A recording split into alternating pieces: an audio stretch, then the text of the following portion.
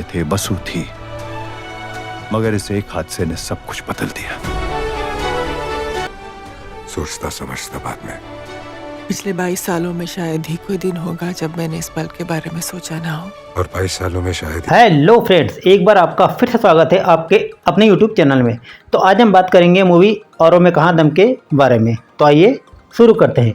Young lovers के एक दूसरे के प्यार में पड़ने, रोज़ मिलने, फिर एक हादसे की वजह से बिछड़ने और सालों बाद दोबारा एक दूसरे के आमने सामने आ खड़े होने की दास्तान औरों में कहाँ दम था रिलीज हो गई है। अजय देवगन और तब्बू स्टार ये फिल्म कैसी है, आइए बताते हैं आपको हमारे रिव्यू में। फिल्म की शुरुआत यंग कृष्णा उर्फ शांतनु माहेश्वरी और वसु उर्फ वसुधा साई मंजरेकर से होती है। दोनों मुंबई के समुद्र किनारे बैठे बात कर रहे हैं। वसु कृष्णा के कंधे पर सिर टिकाए बैठी उससे पूछती है कि कृष्णा कोई हमको अलग तो नहीं करेगा ना।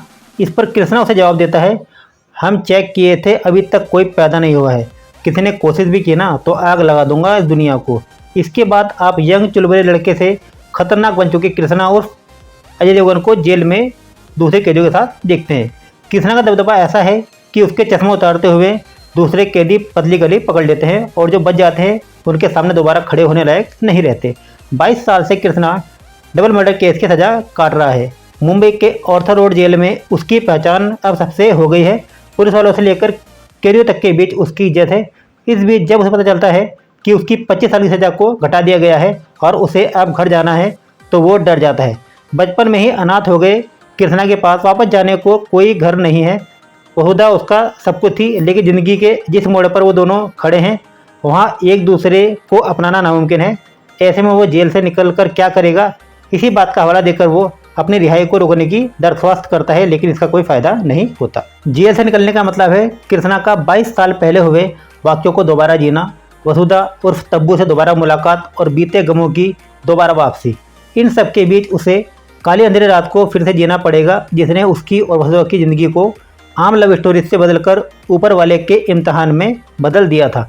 पेपर पर लिखी यंग लवर्स के एक दूसरे के प्यार में पड़ने, रोज़ मिलने, फिर एक हादसे की वजह से बिछड़ने और सालों बाद दोबारा एक दूसरे के आमने सामने आ खड़े होने की ये दास्तान काफ़ी रोमांटिक, इंटेंस और इमोशनल लगती है। लेकिन क्या पिक्चर देखने में ऐसी है?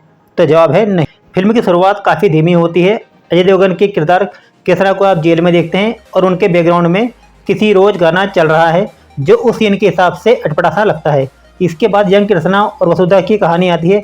फिर बड़े हो चुके कृष्णा और वसुधा मिलते हैं। वसुधा की अब शादी हो चुकी है, वो उन सब सपनों को सच कर चुकी है जो उसने कृष्णा और अजय देवगन के साथ रहते हुए देखे थे।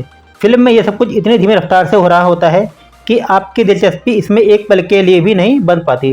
फर्स्ट हाफ खत्म होते होते आप दुआ करने लगते हैं कि भगवान सेकंड हाफ को थोड़ा तेज कर दो, लेकिन आपकी दुआओं का कोई असर नहीं होता और पूरे सेकंड हाफ में आपके सब्र का इम्तहान लिया जाता है। स्लो फिल्म देखने में दिक्कत तब ज़्यादा होती है जब डायरेक्टर के पास दिखाने को कोई फिल्म ना हो, जो औरों में कहाँ दम था के साथ है। फिल्म की कहानी इतनी सी है जितनी इस रिव्यू में लिखी है। इसके अंत में एक ट्विस्ट है जो आप फिल्म के शुरू होने पर आता हुआ देख लेते हो। फिल्म में आगे क्या दिखाया जाएगा ये आपको पता ही चलने लगता है, जिसका मतलब है कि आपके पास कुछ भी नया देखने के मौके कम ही हैं। उसके ऊपर से नीरज पांडे अपनी 4 लाइनों में लिखी कहानी को 2 घंटे 20 मिनट का बनाने की पुरजोर कोशिश में लगे हैं। ऐसे में वो एक ही सीन को 5 बार अलग अलग एंगल से रिपीट करते हैं। इसके अलावा उन्होंने फिल्म के ट्विस्ट को भी 3 बार दिखाया है, जिसकी कोई ज़रूरत नहीं थी।